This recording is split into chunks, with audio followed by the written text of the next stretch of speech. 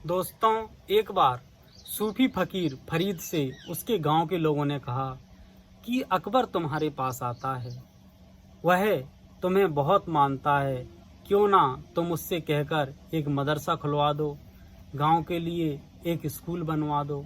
वैसे फरीद कभी अकबर से मिलने नहीं गया था, अकबर ही आता था फरीद से मिलने।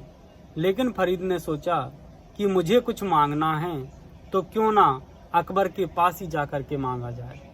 और फकीर एक दिन जल्दी ही सुबह अकबर के यहाँ पहुँच जाता है।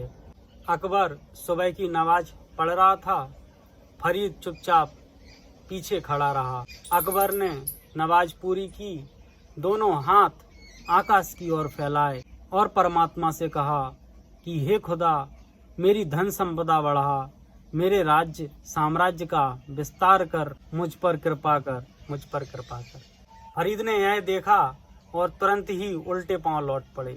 अकबर पीछे पीछे भागता है, पैर पकड़ लेता है कि पहली दफा आए और बिना एक शब्द बोले ही चल दिए, क्या मुझसे कोई भूल हुई है?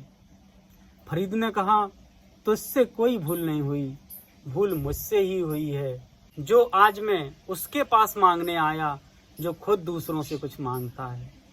मैं आया तो था गांव के कहने वालों से तेरे पास मदरसे की मांग करने, स्कूल की मांग करने, लेकिन मैंने जब तुझे खुद मांगते हुए देखा तो तुझसे मांगने की मेरी इच्छा न रही। जो खुद ही दूसरों से मांग रहा है वो मुझे क्या देगा?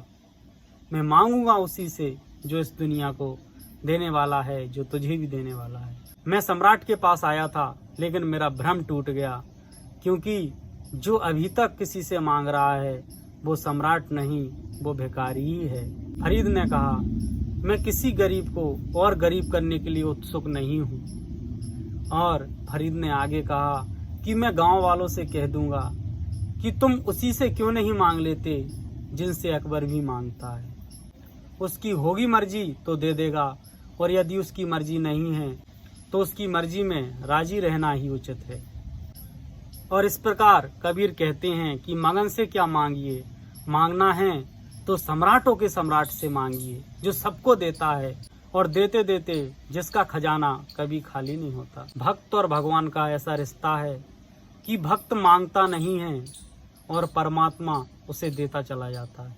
जिसने भी मांगा उसने भगवान का अपमान किया। तुम परमात्मा से कुछ मांगो नहीं, तुम बस उसके बन जाओ, उसके बाद में उसका जो कुछ भी है वो सब तुम्हारा हो जाएगा।